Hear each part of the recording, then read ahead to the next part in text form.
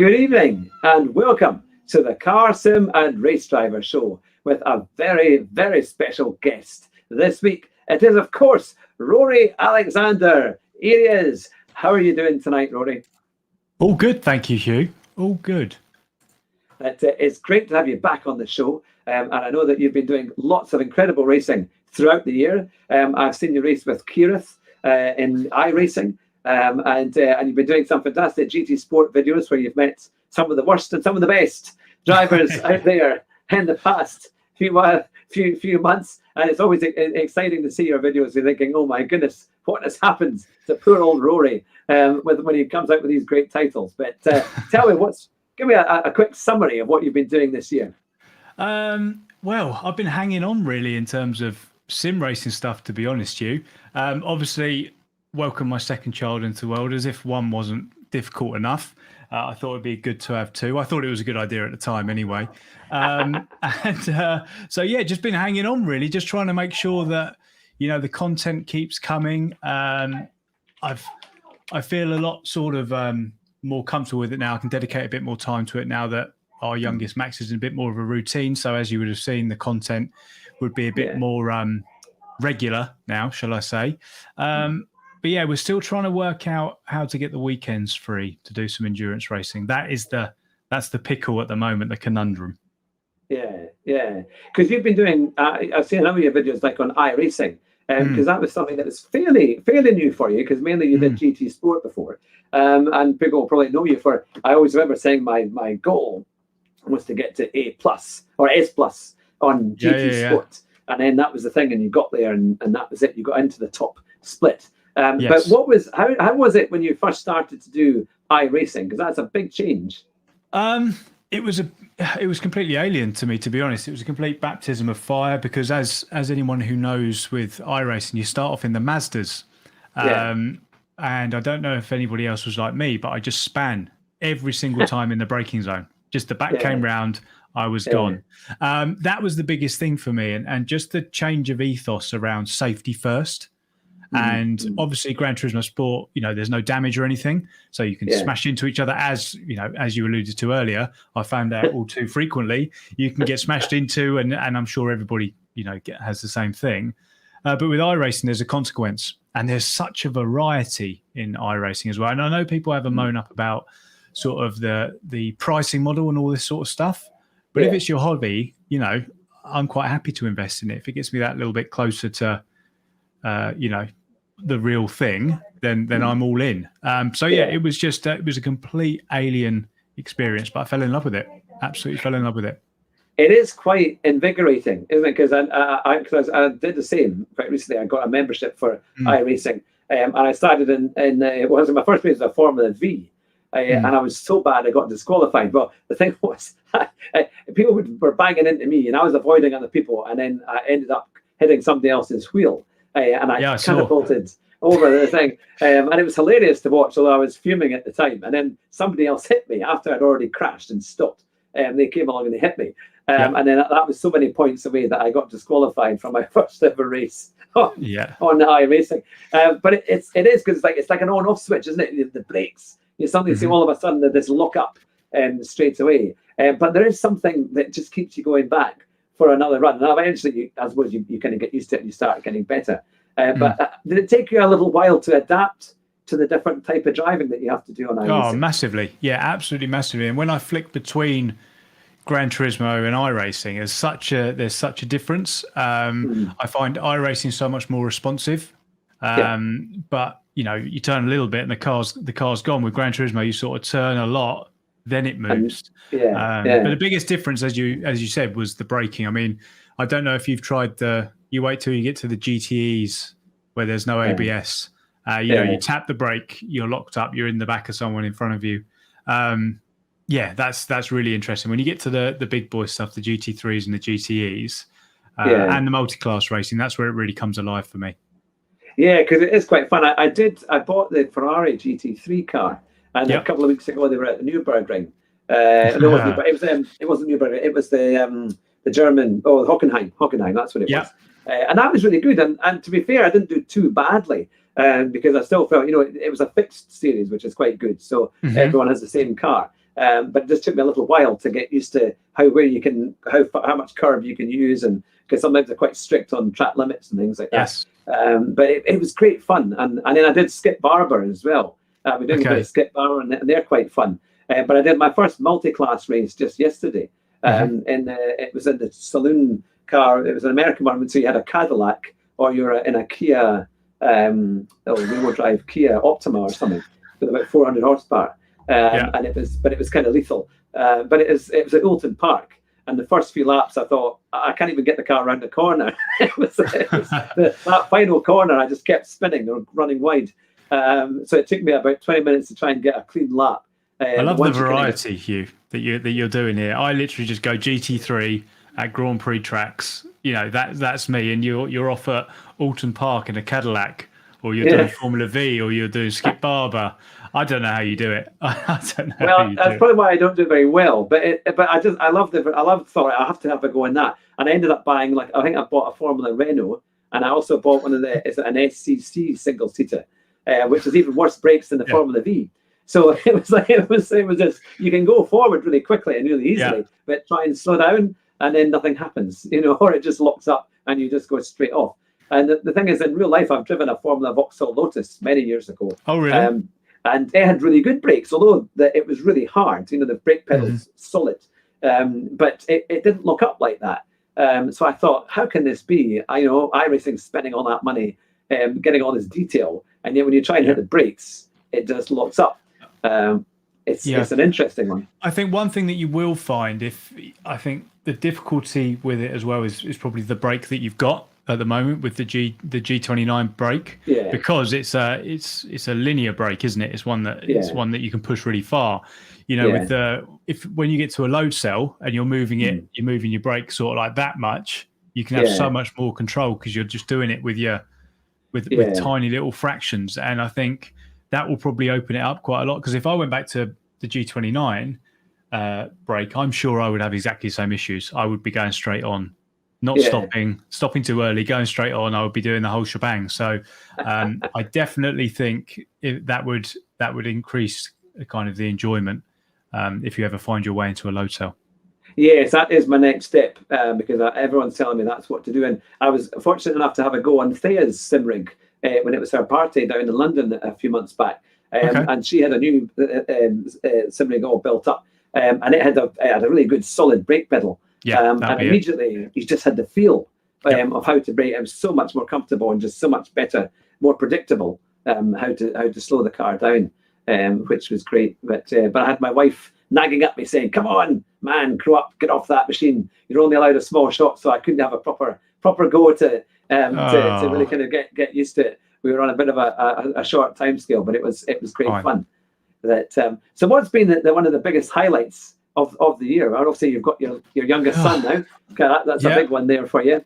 So outside of that, as I say, just still kind of being here, to be honest with you. The channel went through sort of a bit of a lull where it wasn't top of my priority. Obviously, we had all the COVID stuff, which was another challenge for us all. Really, it's just kind of staying relevant, really, to be honest with you, is something to celebrate for me, to be honest, because I always say it on my streams, I don't quite understand, and it sounds ridiculous me even saying it's the appeal of myself. I don't know, I don't get it. I'm just me. So for people to watch and to be interested, and even people like yourself wanting to talk to me, and people in chat wanting to see you talk to me, it's still rather alien to me, even all these years later. So it's just a constant highlight, to be honest with you, to be able to do this, and because I'll be doing it off camera, but to do it on camera and work with brands like Fanatec and SimLab and all and Rain Gaming and stuff, it's just a bit of a dream, to be honest. I think I'm going to wake up sometime and think, wow, that what could have been. But no, it's a constant highlight, and I absolutely love it. Absolutely love it. Because you're certainly seen as one of the big kind of British players out there on the kind of sim racing channels, because we've got Super GT, we've got the Tidleys, the K25s, and the Ollie and so on, but you're in there, but you were one of the first ones in there, like alongside Super GT, because you've been doing it for quite a few years now. And if there are the pillars of sim racers that we all follow, you're definitely right up there in the founding fathers of sim racing. Of there, because you went out there, you had your goal to get up to S plus, and you did it, and you've got your marketplace. You've found your niche in there, and so people like watching your streams, especially because you're very honest. And I think I was watching one of your videos where you gave a place back because you'd had a site coming together with somebody, and I was like, I wouldn't do that. I would be much more on the way down the highway. But it was, but you kind of show a very honest looking. If that happens, you're very polite. I wouldn't have got that. And to be honest, that probably happens quite a lot, because if I don't feel I would have got that place, then I'll just give it back, because I don't see any value in it. If I come first because I've rammed everyone out of the way, I would just feel like I haven't really achieved anything, if you like. I feel like I've cheated. But I think my kind of niche, if you like, is I always try and be honest. I always try and, because I'm working full time like everybody else. There's only a few people, who do this thing full time, who are lucky enough to do this thing full time. I'm just like everybody else, yes, I've got a few toys that I'm very, very lucky to have. But outside of that, I'm working 9 till 5 like everyone else. Then we're doing the family stuff, we're doing, all the other things that we need to do. Then we settle down in our spare time and we go racing. And to even, hang with any of these people who are, very, very good at this game that I find myself in races with, I just love the challenge of it all. Just absolutely. If I can close the laptop at work, get the kids in bed, asleep, bathed and bed, have dinner with my wife, then, rather than watching EastEnders and all the other garbage she watches, I can come upstairs and, mix it with some of the best on the game. That's good enough for me. That's all I want. That's all. And I think it's quite relatable, because I think a lot of people have the same struggle. They could be so much better, but they haven't got the time because they've got other responsibilities. And that's why I have to do this at 9 o'clock, because by the time you get kids to bed and sorted out, and by the time I get kind of studio links out at 8:30 is the earliest I can usually do that, knowing that the kids will not ram through the door. Say, I hear you 100%. Yeah, I 100%. An hour ago, I was reading 10 Little Pirates and Dear Zoo to my youngest, and just praying that he goes to bed, so I could do this. But we're all soldiers of the same struggle, I think, aren't we? Apart from the few. Yeah, but I think what's so nice about sim racing is that, we've got all the guys in the chat here. We've got Mike, who's just joined Mike Rogers Racing. We've got Pagan Ant. We've got Rue. I'm trying to think all the people that I can see quickly. We've got Sean, Henry Burnell, who won the photo tile a few weeks ago. We've got Racer 14 GLR. We've got lots of guys in there, guys and girls in the chat, which is fantastic. And I will get to your questions very, very soon. But what's so nice is that there's quite a few of us who are in that, let's just say, in our middle ages, gone through a midlife crisis or two. And what's so nice is that with sim racing, we can all support each other and enjoy it, and then also take part, because we might do a lobby or things like that. And how have you found your community? Because it's grown 30,000 subscribers is fantastic. How do you find keeping up with your community? Is it something that is quite hard, or has it become easier? Yeah, it blows my mind, even to have someone describe it as a community. My own community, I can't keep up with it, to be honest with you. That's why I try and limit it. So we no longer have a Discord, because I just couldn't do it any justice. All these amazing people were in here, and I wasn't there. It was really, really odd. So I did actually get rid of that and just directed people to my Instagram and my Twitter, and I just try and be as active as I can with my YouTube comments. But even that's very, very difficult to stay on top of. But and I just felt, with the Discord thing, that's not me. I've got one for the channel members, because I feel like I owe them to do something a little bit more for their incredible, OTT generosity, quite frankly. So something I wouldn't normally do. But in terms of Discords and things, that's just not kind of me, and I don't think I was being honest to myself. And I know Steve Super GT kind of did the same thing. Once you get a little bit too big, it kind of runs away with itself, and you feel like the outsider. So, no, that's yeah. it, isn't it? I love having my Discord as well because it's great to be able to put the community news out there and talk to people.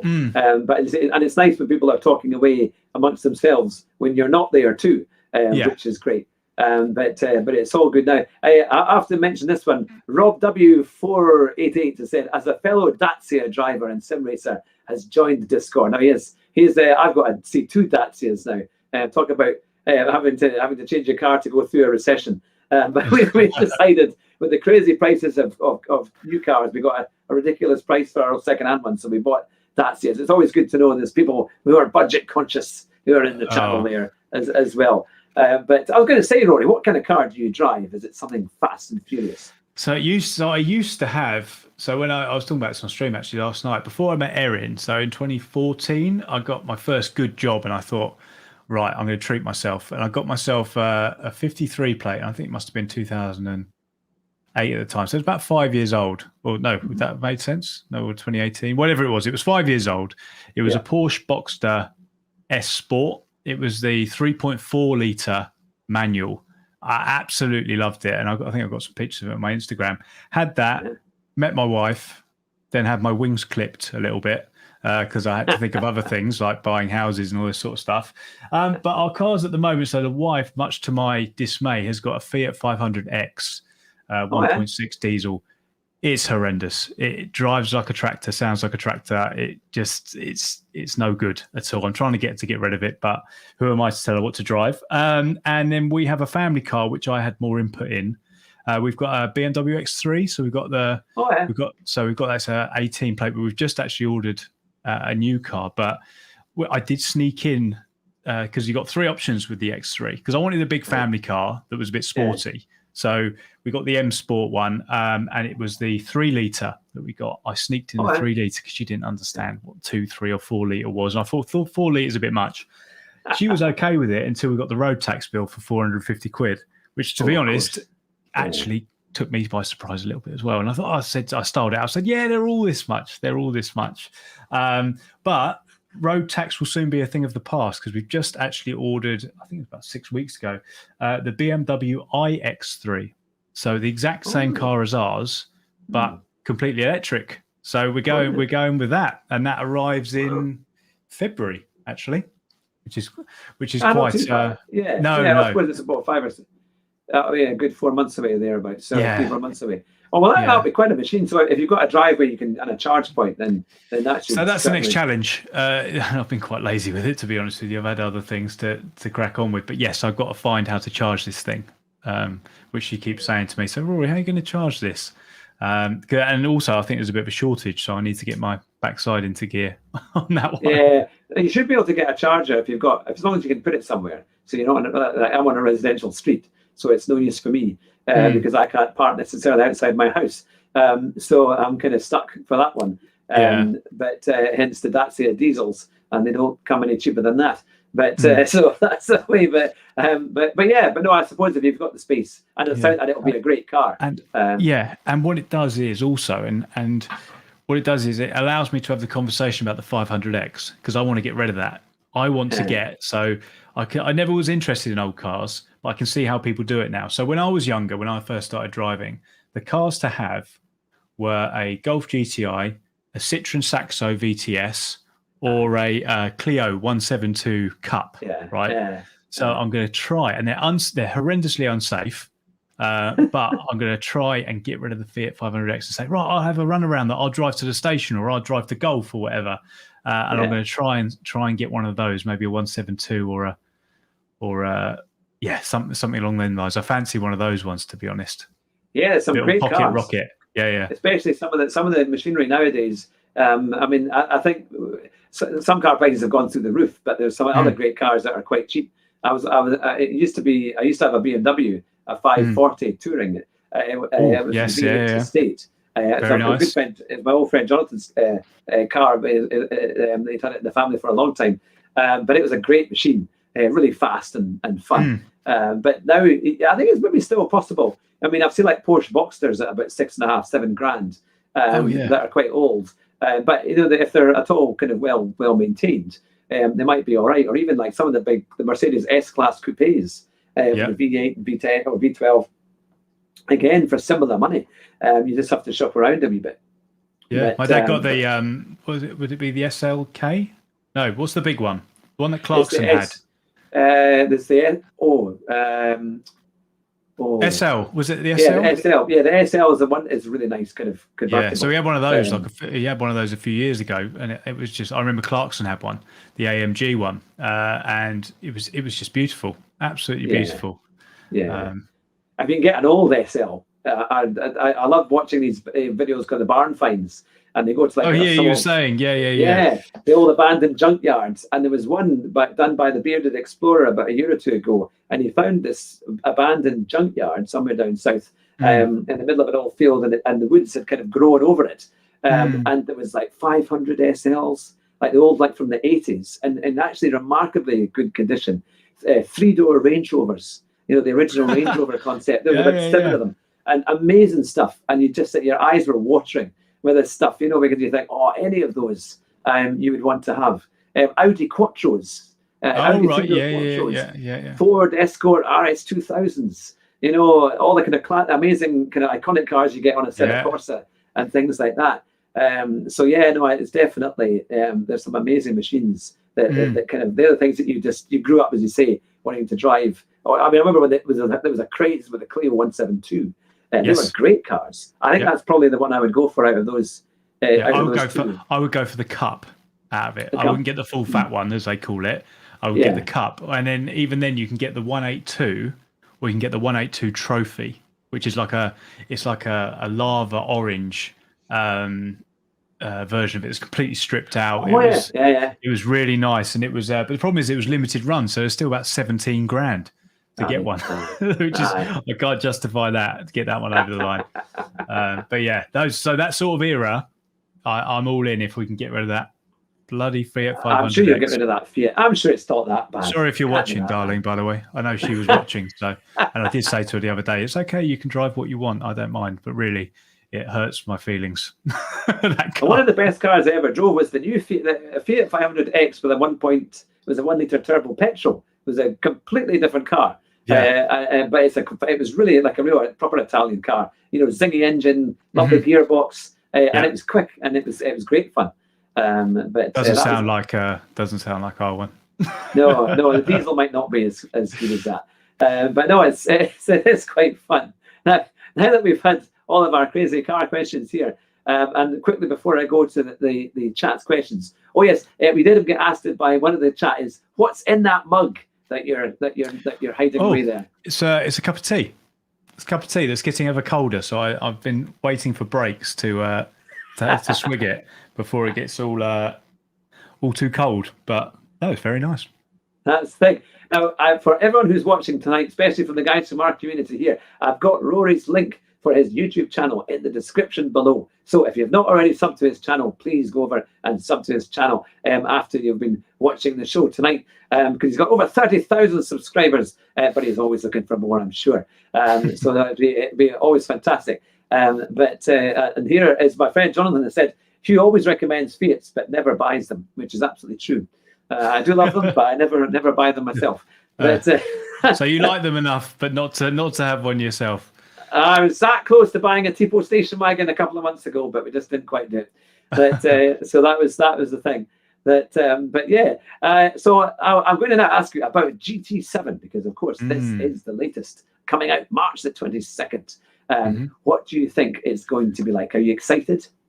Yeah. Well, I've got mixed feelings about it, to be honest, because I've never actually been through the transition of a game. As a content creator now. So, Gran Turismo Sport's all I've ever known. And it's all I've ever loved, to be honest with you, in terms of this whole YouTube world. And I'm a bit nervous about leaving that behind, as much as it's got its horrendous faults, like its penalty system, the fact we do the same races every week. It was sort of like updated in bits and bobs, and, it's only got daily race A, B, and C. I'm going to miss it. I'm really going to miss it when it goes, and I think I'm going to keep hold of it, definitely. But the stuff on Gran Turismo 7 looks incredible. The things for me that that I'm most excited about is the day, and I know Kirith covered it. Kirith Cart covered it in one of his videos, one of his GT7 videos that do really, really well. Day-night transition and dynamic weather. They are the two things for me that is just going to close the gap to the likes of iRacing and all this sort of stuff. I mean, they're never going to have damage because, you know, these car companies don't like their cars looking wrecked and all this sort of stuff. But if we can get those in, it's going to be an absolute game changer, and it's just going to be incredible. I'm still only kind of interested in the online stuff. I can't, you know, I can't do racing against AI. No matter how good it is, I can't do it. I need to go, you know, mano a mano with humans. I need to outsmart humans, or, you know, react to other humans. I can't. So that sort of side of it, you know, like the tuning garage and all that, it's great for nostalgia. But for me, I will still be doing, you know, the online GT Sports style type stuff for sure. Yeah. Yes, I know what you mean about you'll miss GT Sport because it has become an incredibly iconic game. I think it, as you say, it has its faults, but I mean, it's been massive for so many YouTubers. It's been a huge game changer, even for their careers, isn't it? And, you know, for their hobbies to have become such a big part of their life and communities that they've built through this game. So, yeah, leaving it behind and going on to PS5 and getting a new Gran Turismo 7 is going to be interesting. But I say, because you like doing the endurance side as well, don't you? You're quite keen on doing the longer. Are you hoping there might be a few longer races for the kind of multiplayer that will be coming? Yeah, absolutely. I mean, I've heard a couple of bits that would suggest that's probably not going to be the case, which is quite disappointing. Because I think that's one thing that Polyphony Digital could do much, much better is listen to their community, and actually, you know, we could improve this game for them. You know, I've offered multiple times and tweeted multiple times to say, look, I will go and do all this sort of stuff for you, like tell you what races people want, what combinations that people want for the next 10 weeks. We'll tell you which ones we want on daily A, B, and C ones. We don't want to go to Alsace Village in a 200 brake horsepower car. Nobody, well, you might like that because I know you do daily A race A sometimes, but everyone I know is not interested. And I don't want to do Fuji in Group 4. I just don't want to. I don't want to do it anymore. I'm done. Especially the long version. The short version is slightly is a bit more kind of you can kind of just about cope with that. But that horrible chicane just slows everything down. But we've got another special guest in the chat. Would you believe we've got Kirith? Kirith Cart has joined the chat and has caused a stir already. So I better mention one of his questions. Now, here we are. What are Rory's thoughts on PG Motorsport? So this is this guy. This is like the Momos of 2022, right? Or 2021 or whatever year we're in. I don't really know him. I haven't come across this guy. I haven't. Apparently, he's a right nightmare. I've seen a few videos on him or her. I don't know who it is, what it is. I think it's a he. But I think it's a he. But I can only have love for one dirtiest driver, and that will always be Momos. Always. Momos is the original, and he will remain the best. So these imitators like PG Motorsport, that Greek guy from the other video, they don't compare to the original, the OG, which is Momos. I've actually got PG Motorsport as a friend on PSN. I think when I was going through all the bits, I must have ticked the thing, and he friended me back. So I don't know whether I thought you were going to say you've got him on the show next week. I was going to be like, oh no. No, to be fair, Kirith got a coup there, an absolute. That was a real kind of scoop to get Momos on his video, which was fantastic. But it was certainly if I could get PG Motorsport, that would be something. But Kirith did a great job to get him on an interview as well. And Kirith has then said, "Can you please press Rory on whether he is indeed PG Motorsport? I've never seen them in the same room." Well, to be fair, he's got a point, hasn't he? I could well be Kirith. I could well be. You'll have to find out when you interview him, I suppose, Kirith. That's it. Is he going to try? I guess. Well, that's his thing, isn't it? He's trying to step on your toes with this interview stuff. I know. Kirith, you need to leave it. You need to leave it to the pros, my friend. You need to leave it to the pros. I'm going to have to take a lawsuit out to stop him doing that. He's going raining on my parade here. But, now we've got a great question from Adama Banana. It is, Mr. Rory, what food will you not put on your car? What did he say? What food? I'll show you. What food? Oh, okay. What does he mean in terms of liveries? Does he mean? I guess he means liveries. Yeah, I do. I am partial to a confectionery based livery. I don't know where that come from. I think it's like NASCAR. I remember Jeff Gordon's one that was always. I think it was even DuPont or whatever it's called. But there was an M&M one I think that I saw that was amazing. I like the old DeWalt one. That was pretty cool. I don't know what I wouldn't put on there, to be honest. I mean, I used to be quite picky with it and only put stuff on there that I would eat, like the KFC Lexus. That was quite an iconic one that I used for a long time. But to be honest, I would put, if it looks good, I will go with anything. If it's like massively on brand, like I like the Subway ones. I actually got a load of grief for my Ben & Jerry's one. I don't know if you've seen the Ben & Jerry's one, Hugh. Yeah. But what it's got to is people think I align myself with the company's values. Now, apparently they're quite a woke company, these Ben & Jerry's. So I got a load of grief in the comments from someone for using a Ben & Jerry's livery because it means that I completely agree with their views on veganism and all this sort of, and saving the planet and all this sort of stuff. So maybe I have to stop that because people are thinking my bit of fun are political statements when I can assure you they're not. No, it's funny. I think that's a great thing. I mean, one of my friends did. I'm trying to because I've had many people who have helped me do liveries in the past, but I got a KFC livery done as well, which was fantastic. And of course, my kind of joke PSN that I sometimes use is "Fat Man in the Cheap Sim," and so one of the guys put on it. The reason that's KFC, it's so finger looking good. That's why I'm a fat man in a cheap sim. So it was. So yeah, you can have lots of fun with all these different libraries. Do you have plans on doing what would be your ideal one if you could do it? Anything at all? What kind of library would you quite like? I don't know, to be honest. I'm such I'm rubbish with it, and I'm very lucky that people actually want to do things. Some people actually do them for me specifically, like the KFC one. But I think, to be honest, the one that I'm running at the moment is my favourite one in the McLaren. So I don't know if you've seen it, Hugh, but some people in the chat may have seen it. It's the old West McLaren livery. Yeah. But do you remember when they got banned from using West because it was a cigarette? So they had Kimmy, I think they had David on the side. So Rico Suavius, who does my liveries for me, has put Rory on the side of it. And it looks absolutely amazing, and I love it. So it's completely unique, and I think that, to be honest, is my favourite one. Doesn't get any better than that. Absolutely, I know that does look really, really good. There's a funny comment here saying that Hugh is aligned with KFC's values: eat chicken and chips. So it was like make money at the same time. I should have had a KFC franchise. That was the big mistake. Or a chicken cottage one if it's a bit easier. Do they have chicken cottage up there? I've not seen one here, to be fair. Or one of the many chicken, and then you can put whatever word you want afterwards, and that can be a variation. No, that's the thing.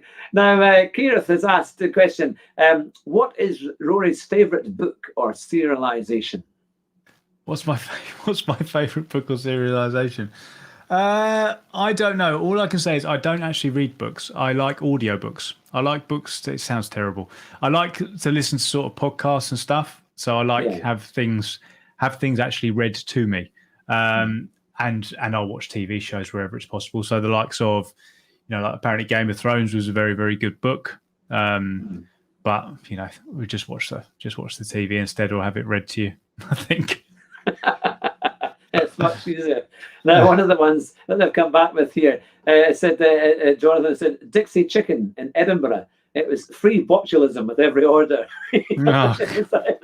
They were notorious for making people feel ill after. Yes. That now Diakobab has joined the chat. He was the chap who made my KFC library.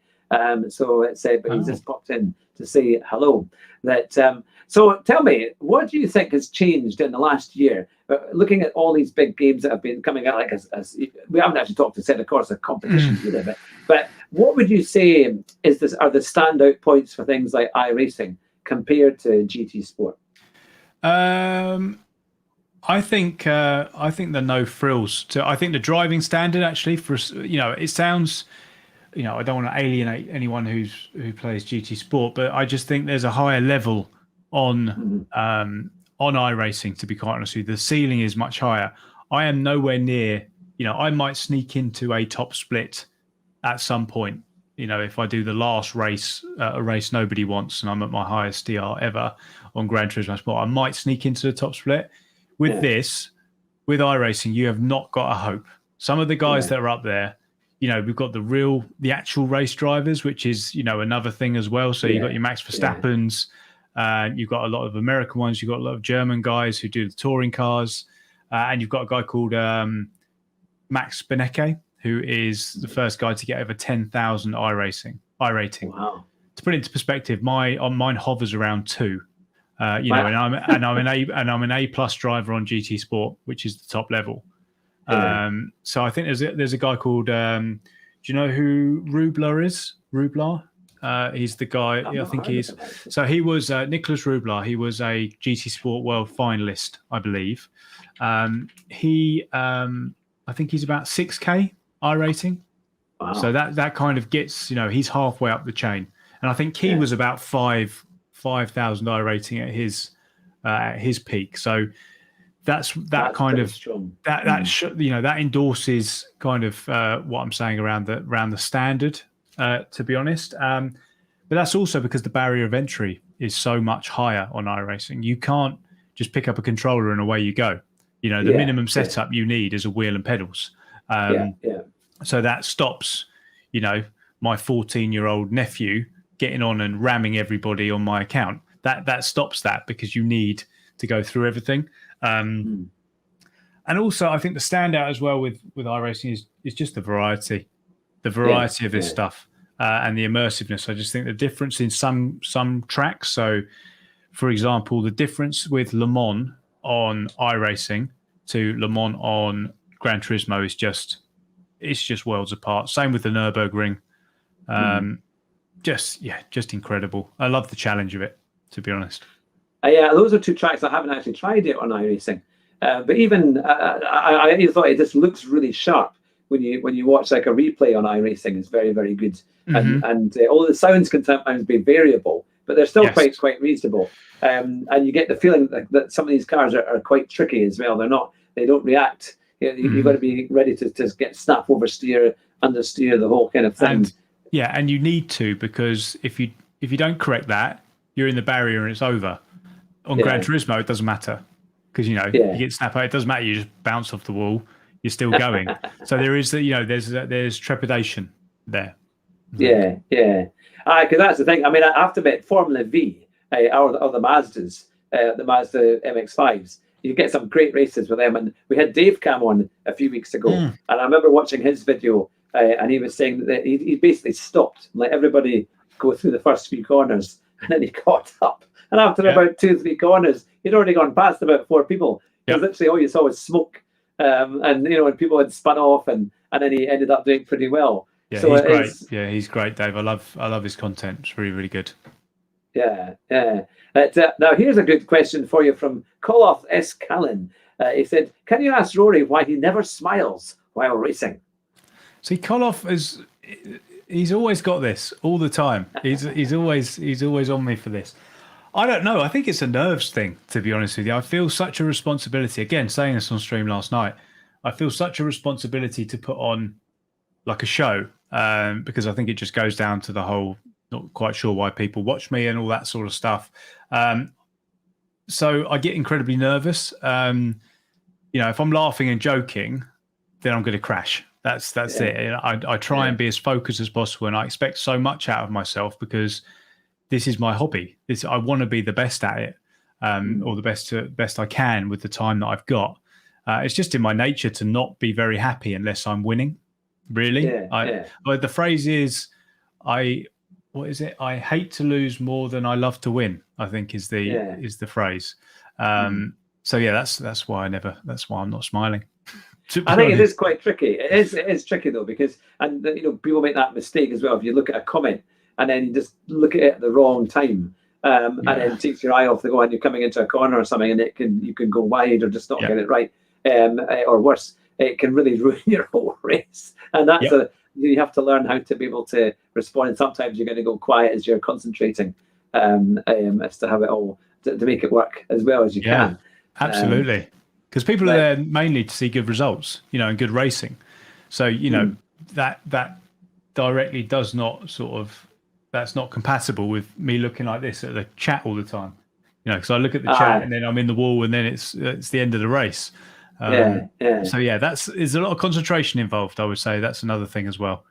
Is I don't often smile when I'm concentrating. But I think that's quite normal, to be fair. Now, Sean, who's always asking controversial questions, he says here, similarly, he says you owe him a Fanatec wheel. He says that you can't remember offering him before, but he said he's going to buy you a round of golf if you give him a Fanatec wheel.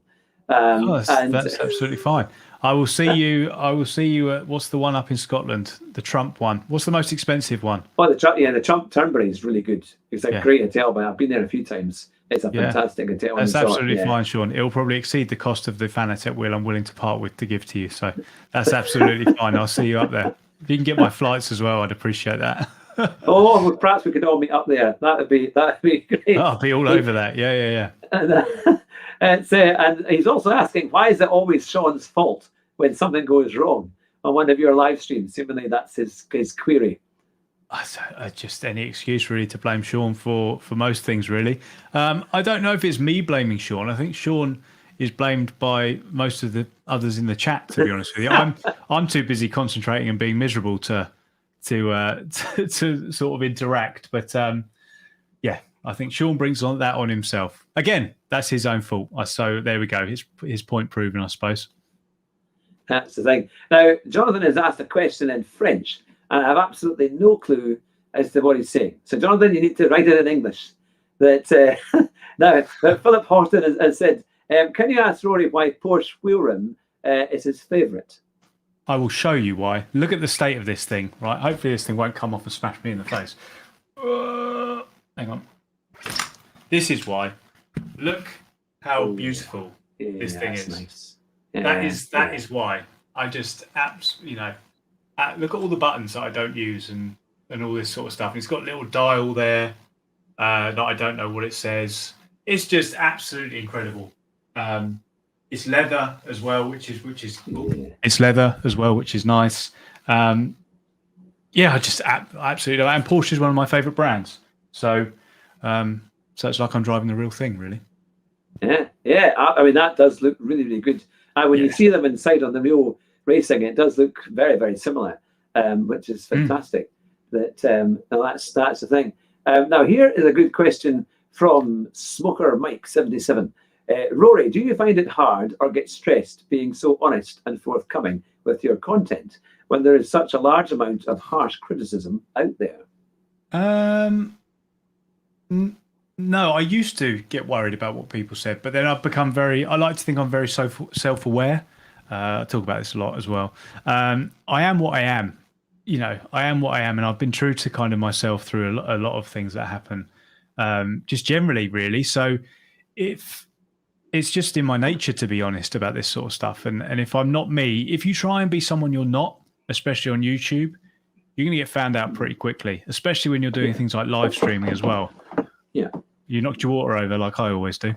Yeah, that's the one. And I thought when I picked it up, I bet I'm going to knock this over. And sure enough, but it's fine. It's all right. So yeah, it's just a case of, that's me really. So I don't find it too stressful. The biggest thing that I find stressful, the biggest sort of things that I have a problem with, I worry about if I'm doing an iRacing stream and I crash at the start of the race and then we have to wait an hour for the next race. That terrifies me. Absolutely terrifies me, because it makes me think, right, I've got to keep these people entertained for an hour and I'm really boring. So I don't really know how I'm going to do this. And I feel like I'm going to let them down. So that's where I kind of get stressed. But no, as you know, it's just me really. And that's it. That's all I can say. So I don't really get too worried about it. to be honest. Yeah, I think that's. I mean, and sorry, the positives. For every negative comment I get about 20 positives. So from all the amazing people out there. So I just concentrate on that, to be honest, because the negatives are often more about the person who's writing it than the other. Because I have never written a negative comment about anything ever. Like the term troll or whatever, I don't really understand what it means, but it would take a lot for me to I'd have to be in a pretty bad place to watch someone who's put something together for free and go, oh, you're this, you're that, you're that. It would say more about the person behind the keyboard for me. So I almost feel sorry for them rather than worrying about what they say. No, that's a good approach to take, isn't it? Because I think, it's like me. I just try and be enthusiastic because I do love gaming. I love the motorsport aspect. I love interviewing people like yourself who are doing really well at it, who have built their way, gone from started at where everyone starts and gone up to the top, and I've done some amazing races and things like that. So because it's great fun and it's a wonderful motorsport is just an incredible thing. And I think what I love about it, I don't know if you've experienced this yet, but if you do a track day with all that practiced on your sim rig, have you ever found that it's actually helped you on your track day, or perhaps the I've never done driving? One. Oh, you've got to do one. I've never ever done one. Never, ever. I've always thought if this thing ever blew up to the point where I was financially free, I would enter myself into the British Touring Car Championship as a privateer. That is like the goal, and I'd be in like some horrendous iconic car. Like the cars I'm thinking of is like Rickard Rydell's Volvo Estate. That's the sort of car we're talking about, or like a Dacia Duster or something like that. So something like iconic. And I would be all over that. So you could take your wife's Fiat 500, just get rid of the diesel. That's it. Yeah, we could drop it. We could do all this sort of stuff. I could smash it to pieces. It would be great. But yeah, that's exactly what I would do. Yeah. I remember watching that when in touring cars. I had the video thing of the year. That was back in the 90s when he had his Volvo Estate, his 850. It was the one with the 5-cylinder engine, wasn't it? That made that lovely noise. But the T5, is that a T5 or a T6, something like that. But I would definitely going back to somebody else's question about the I think it was Adam's question about the food. It would definitely be heavily food liveried up. Definitely. Yeah. Maybe Hugh, you could sponsor it with your Chicken Cottage franchise. Yeah. We could have a Chicken Cottage Dacia Duster in the BTCC. Giving them exactly the right image and that they want for the. That's it. Yeah. But we'll have to look at that one. Now, Jonathan has finally written this question in English, and he's written it about how many times so I would notice it. It is this: where does Rory see his channel in 5 years' time? And can you make a living out of sim racing? Oh, where do I see it in 5 years? I don't know. I'd just be happy if I'm still here, to be honest, like as in still doing this thing and still doing what I enjoy. I think I've got through the most difficult part of having the newborn kids. That was a real test. So I didn't know if I was going to come out the other side of that, because you see so many content creators come and go and disappear. I just want to still be here and still doing what I'm doing. In terms of making a living out of it, there's only a couple who have, and we all know them. So, Jimmy's done it. Steve's done it. I don't really know anybody else who's done it, to be honest with you. To comfortably live. I've always said this. I would be uncomfortable. Well, if you go to work, like we all go to work 9 till 5, if you had a good day at work or if you have a bad day at work, it's fine, because you're being paid. Your rent's being paid. Your mortgage is being paid. Food's on the table. That's it. Mm-hmm. If you make a bad video and it tanks, the algorithm just, I would not allow for my family or, my home or anything like that to be dictated by something I don't understand. So for me, unless it gets absolutely massive, because the amount of views and the amount of subscribers and all, not subscribers, but, channel members and donations and all that you need to even compete with a minimum wage salary, it's massive. It is absolutely massive. Anybody who creates content, you'll know from, you know, if you look at your monetization on some of your videos, it's not, you're not doing it for the money. I know I'm not. I'm zero. I'm not at 1,000 yet, so I can't quite. Well, there you go. So. Well, there you go. Sorry, it doesn't get much better, I can assure you, unless you go up to Steve or Jimmy level. You know, it's a big old ask, I would say. Yeah, I think because I mean that's the thing. I mean it's a big marketplace, but a lot of people watch the big guys that are up there, aren't they? And that's the thing. But I think it is quite hard. I know it also depends what kind of advertising you get as well, isn't it? And what you accept on your channel and what kind of ones that they put on your channel and so on. But you've hit 30,000 and growing, which is great. And it's great to see a lot of the British guys getting up there and getting in, really claiming a good title. As being, because you might not be doing it full time, but it's very professional, and people really enjoy it, which is good. And I think to hit those big goals, I know you were trying to get to 30,000 for quite a while, and then all of a sudden it just seems to have really come along. You must feel quite good, or at least relieved. That's exactly. That is the exact. So I was on 29,000 for probably 6 months. There was a couple of things that went wrong for some reason. I clicked listed on. Oh, unlisted. I listed a bunch of unlisted streams. It basically, and you may remember this, your feed one day would have just been full of my old live streams, and that I lost about 300 subscribers in one day, and then and then obviously Max came along, so my kids came along, and Freddie and Max came along, so it wasn't my top priority. So you don't make content, regularly, and it just slams you. Going back to the previous point about not wanting to leave the algorithm to decide your fate. That's exactly what happened. So we plateaued for a long time. I was worried about becoming irrelevant. People don't like me and all this sort of stuff, and you get self-conscious. But yeah, so relief is massive, but you've got to put it into context, and I have to stay on top of it, because you can't always. There's no end to this. If you're always chasing the next subscriber, the next view, there's no end. There's no end. And you've got to be like those bank adverts. It's like, remember the people who are here. Don't worry about the people who aren't. Worry about the people who are here, and the rest will look after itself, I think. Because 30,000 is still 30,000 more than I would ever imagine would be interested watching me do something I love. So, you've got to just keep it into context and keep a lid on it, I think, and be realistic with this sort of stuff. Otherwise, it would just drive you nuts. It would drive you nuts. No, I think it's true. I mean, because that's the thing that I thought. That I've seen a lot of new drivers come along, or new streamers, and they hit 1,000 subs from starting in January, and then by May or June they're at 1,000. And I'm thinking I've been going for about a year and a half, 2 years, and I'm still on 500 odd. So you're in your own unique battle, your own kind of drive and strategy, and then you have to build it as you build it. Isn't it? So that's the thing. And eventually, if you keep going enough, and you do things that people hopefully enjoy watching, then eventually you get there. And I would also say, the number next to your name means nothing in terms of the quality of your content, like we were speaking about before. Just because you're on 500 odd does not mean I'm 60 times better than you. My content is 60 times better than yours. Steve's got 20 times the amount of subs that I have.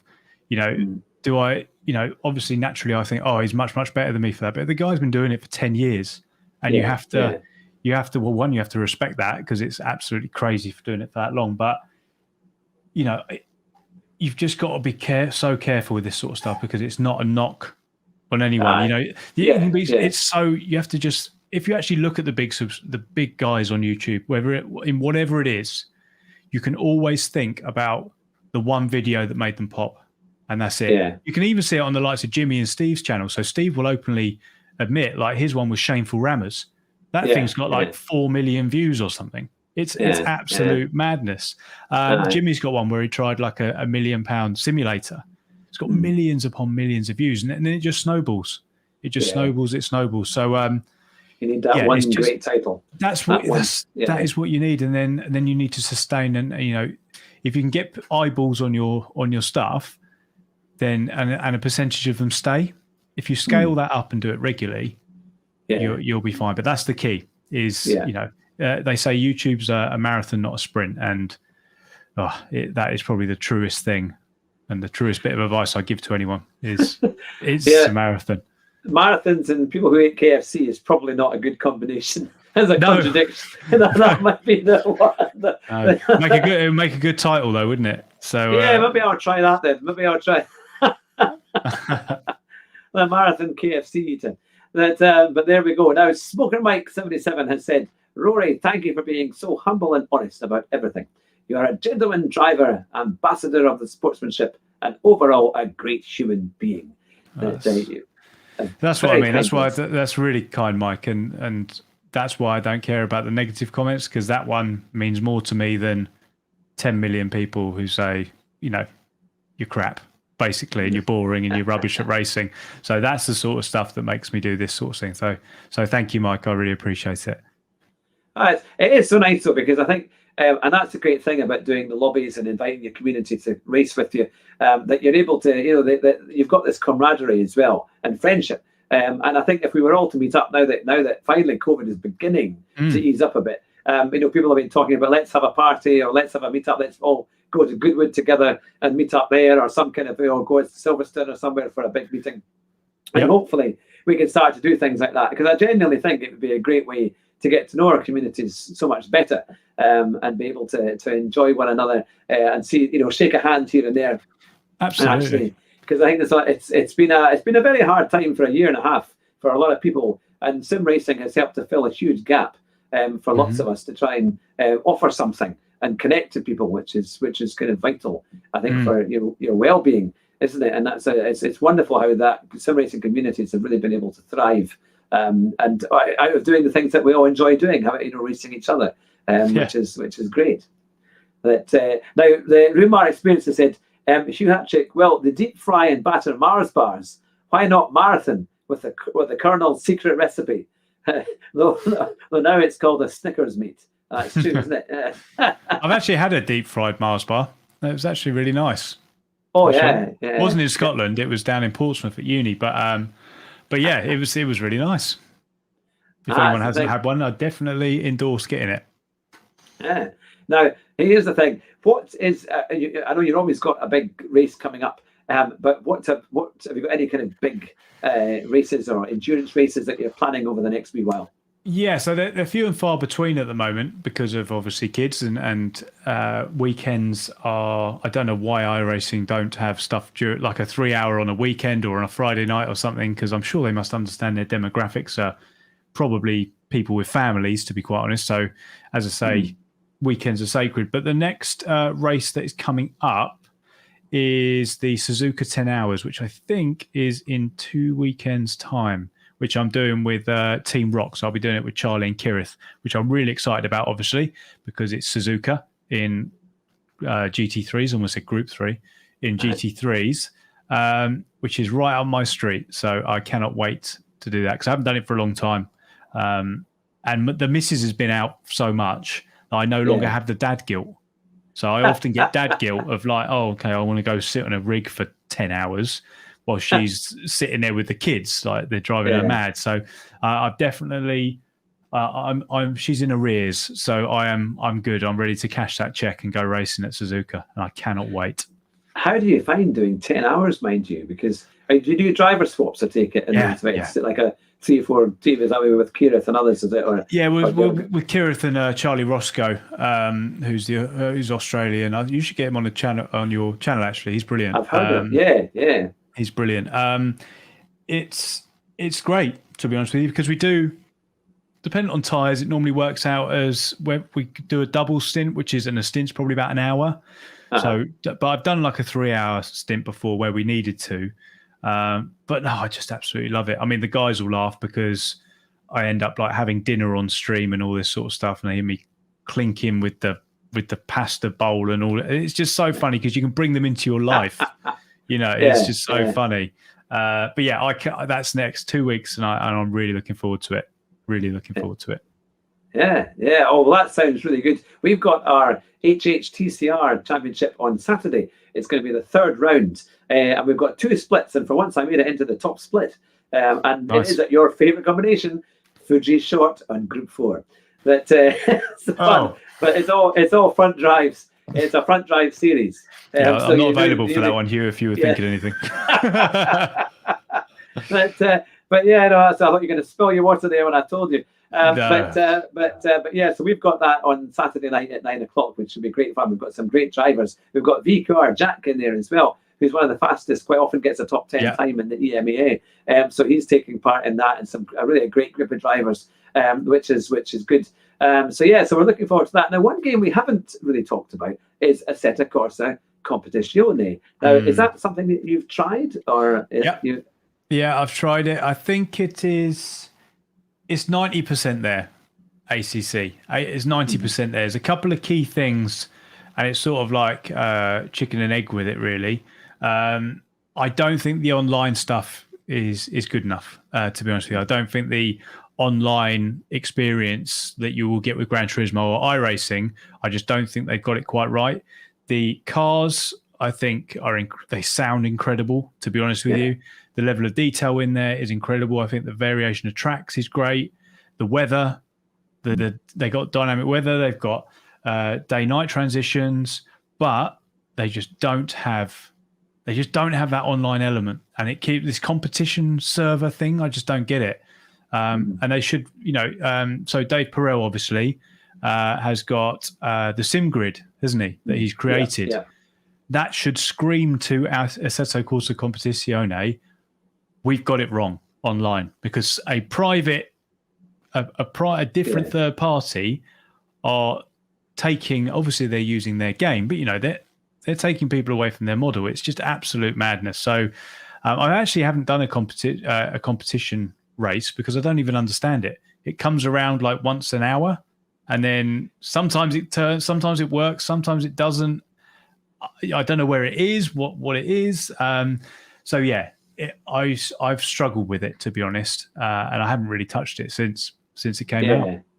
Yeah, I've played that since I got my PC. I have played quite a lot of Assetto Corsa Competizione, especially with Thea's Wavy World Tour and things like that. And I have found it quite fun. But as you say, a lot of it's through Discord and private or Discord lobbies that take you onto that, which is funny because if you go into a random lobby, you don't know what it's like. You go in and say, like, what you've qualified for. And it's usually always Monza, which is a kind of ram fest. This is where you just start at the back and let the carnage kind of continue. But yeah, it is hopefully, I think they're going to redo Assetto Corsa. Seemingly there's another version of that coming out quite soon. Okay. And that might help to fix all that side. But whether they'll do a new version of Assetto Corsa Competizione, we'll have to wait and see. But it seems like in the chat we've got Erid in the chat, who's a big racer on Thea's streams, but they're all talking about chocolate. All I see are comments all about chocolate. It must be because you were talking about having a deep fried Mars bar, and the best one I've seen here is from Jonathan, and he said here that he has a peanut allergy, but he loves Revels, and he said it's like Russian roulette but with chocolate. Plus also there's a chocolate covered raisin in there as well, so the odds are not good that you're going to get anything particularly nice out of a Revel. I don't often buy them because 2 out of the 5 I don't like. So I love all Revels. And coffee's all right. If you're lucky, you get the Malteser. I like the coffee. That's the one. Well, the coffee one. Just for me, I think with the Revels, right? If I don't like those three, I may as well. If I'm looking to try and get the Malteser, and I've got 20% chance. If I buy a packet of Maltesers, I've got 100% chance it's going to be a Malteser every time. So I'm good. So I just stick with the Maltesers. The Revels are not my thing.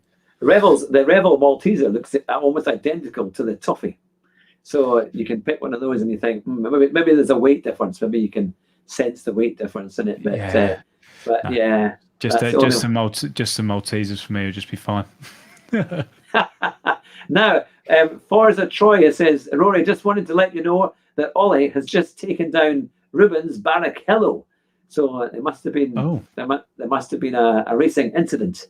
But so I don't know what's happened there. And Sean is saying he's off to bed. He's not very well at the moment. So good night, everyone. But thanks for the show. We hope he feels better soon. Good night, Hugh.